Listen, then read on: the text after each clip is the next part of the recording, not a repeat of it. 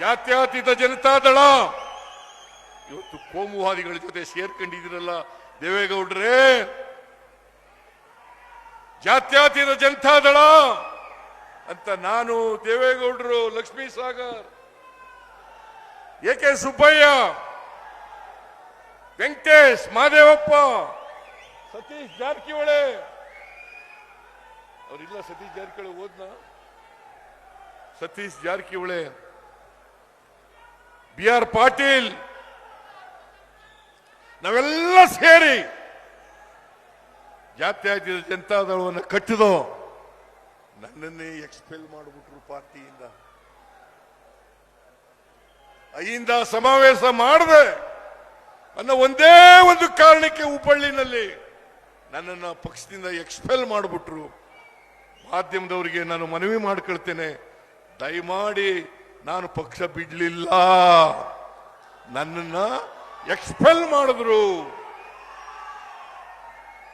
ಪಕ್ಷದಿಂದ ಎಕ್ಸ್ಪೆಲ್ ಮಾಡಿದ್ರು. ದೇವೇಗೌಡರು ನನ್ನ ಬೆಳೆಸಲಿಲ್ಲ. ದೇವೇಗೌಡರನ್ನ ಮುಖ್ಯಮಂತ್ರಿ ಮಾಡಿದವರು ನಾವು.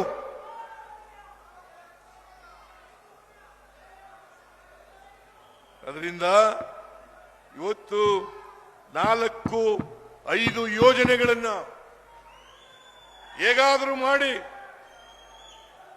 ಭಾರತೀಯ ಜನತಾ ಪಕ್ಷ ಮತ್ತು ಜಾತ್ಯತೀತ ಜನತಾದಳ ಇವುಗಳನ್ನ ನಿಲ್ಲಿಸಬೇಕು. ಯಾಕಂದ್ರೆ ನಾವು ಯಶಸ್ವಿಯಾಗಿ ಜಾರಿ ಮಾಡಿಬಿಟ್ಟಿದ್ದೀವಿ. ಅವ್ರು ಯಾರು ಕೂಡ ಬಿಜೆಪಿಯವರಾಗಲಿ ಜನತಾದಳ ಎಸ್ಸಾಗಲಿ ಗ್ಯಾರಂಟಿ ಯೋಜನೆಗಳಿಗೆ ವಿರೋಧ ಇಲ್ಲ. ಯಾಕಂತಂದ್ರೆ ಅವರೇ ಬೇರೆ ರಾಜ್ಯಗಳಲ್ಲಿ ಮಾಡ್ತಾ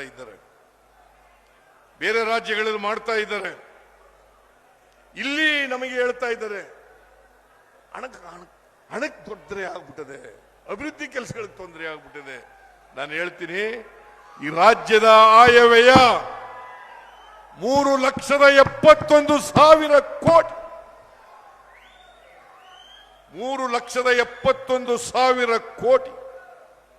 ಅದರಲ್ಲಿ 1,20,000 ಕೋಟಿ ರೂಪಾಯಿಗಳನ್ನ ಅಭಿವೃದ್ಧಿಗೋಸ್ಕರ ಇಟ್ಟಿದ್ದೇವೆ. 56,000 ಕೋಟಿ ಗ್ಯಾರಂಟಿ ಯೋಜನೆಗಳಿಗೆ ಖರ್ಚು ಮಾಡ್ತೀವಿ. ಇನ್ನು 64,000 ಕೋಟಿ ಅಭಿವೃದ್ಧಿ ಕೆಲಸಗಳಿಗೆ ಖರ್ಚು ಮಾಡ್ತೀವಿ.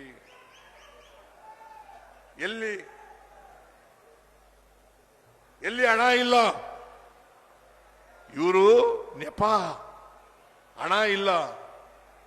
ಕೇಂದ್ರದಿಂದ ನಮ್ಮ ತೆರಿಗೆಯನ್ನು ಕೊಡತಕ್ಕಂಥದ್ರಲ್ಲಿ ಅನ್ಯಾಯ, ಕೇಂದ್ರ ಪುರಸ್ಕೃತ ಯೋಜನೆಗಳಲ್ಲಿ ಅನ್ಯಾಯ, ನಬಾರ್ಡ್ನಲ್ಲಿ ಅನ್ಯಾಯ.